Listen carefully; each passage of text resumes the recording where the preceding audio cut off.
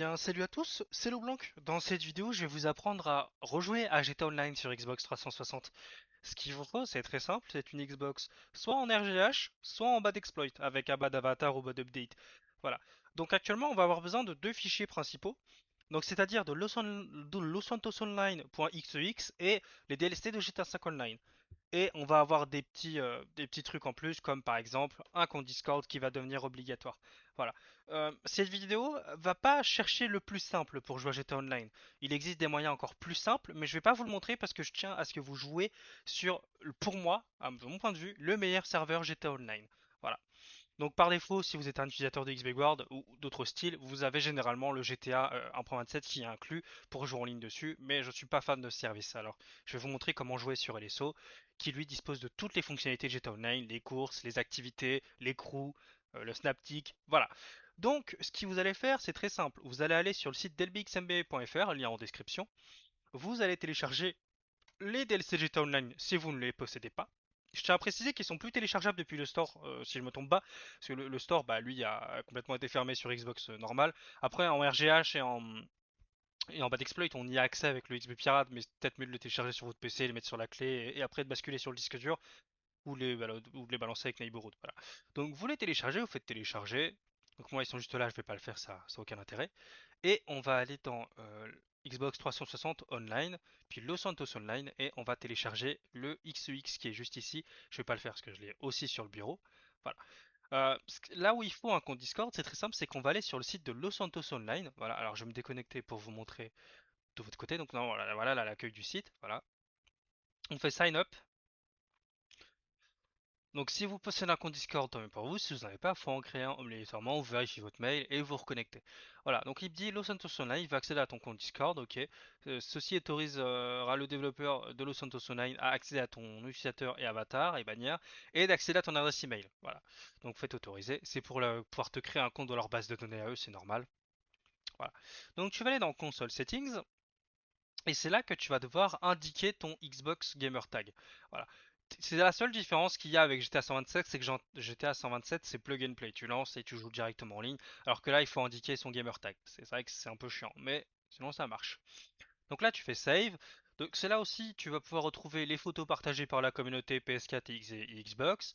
Tu vas pouvoir y retrouver les missions, les crews, les reports, et les sessions. Ça va surtout afficher les sessions PS4, mais on y voit quand même les sessions. Et là, le tableau de bord. Voilà. Donc, on a fait le tour sur l'espace Los Santos Online. Voilà.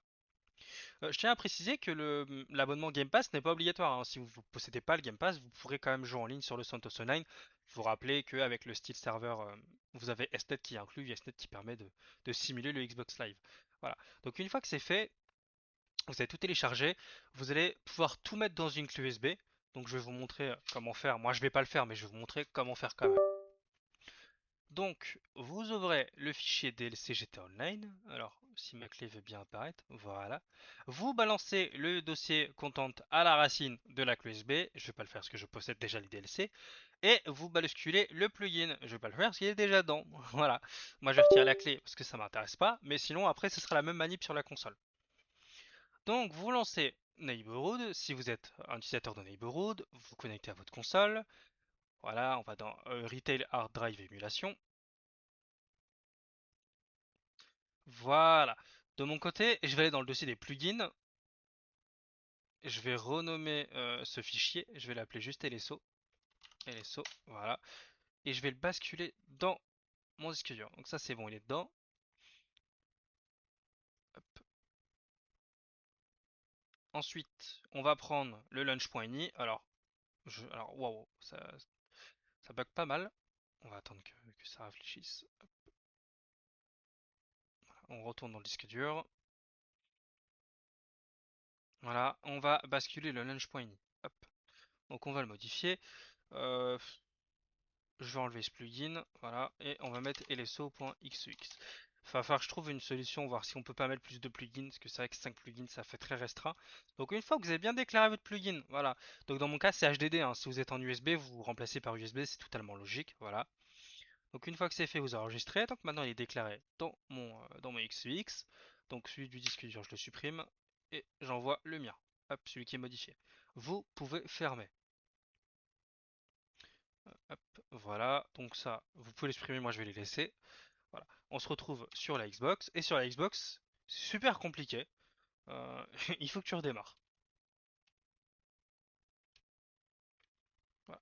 Tu laisses la console se redémarrer. Si t'es en bad update slash bad avatar, bah tu vas laisser ta console lancer le hack. Moi je suis en RGH donc ça va être plutôt rapide. Enfin plutôt rapide. La bad avatar c'est rapide aussi, mais c'est juste que ouais, le RGH c'est instantané quoi.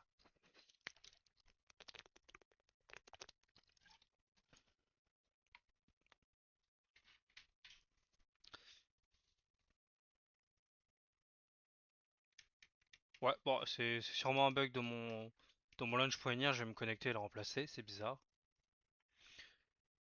Mais bon, je le ferai plus tard. C'est pas grave, de mon côté, on va dire que la console, voilà, ça a démarré normalement. Donc globalement, là, votre console, elle a démarré et Los Santos Online est déjà en arrière-plan dans les plugins de la console. Voilà. Donc du coup, je disais, si globalement vous avez mis les DLC sur votre clé USB, vous allez dans les systèmes, dans stockage, puis vous allez sur votre clé USB, on va dire que c'est ça. Vous allez dans jeux et applications, et les données de GTA V, vous les transférez sur votre disque dur de préférence. Vous pouvez les laisser sur clé USB, mais ça va être beaucoup mieux de les mettre sur le disque dur de la console pour une meilleure fluidité. Voilà. Donc, une fois que c'est fait, vous allez pouvoir lancer GTA Online, enfin GTA.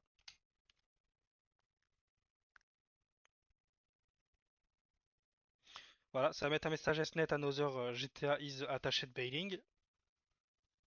C'est normal parce que par défaut SNET fournit le GTA 1.27 au lieu de GTA OG. Donc du coup il alterne. Voilà, on va pouvoir activer le son d'ailleurs. Voilà. Et on se retrouve en mode histoire.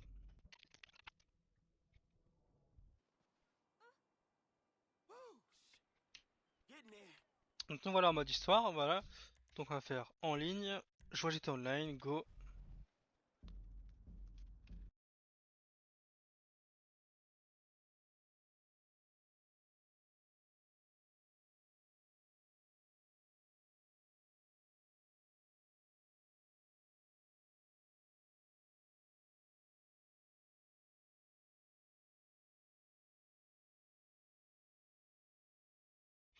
Donc c'est bon, j'ai enfin une session qui a chargé, vous avez vu hein, pendant ce petit accéléré.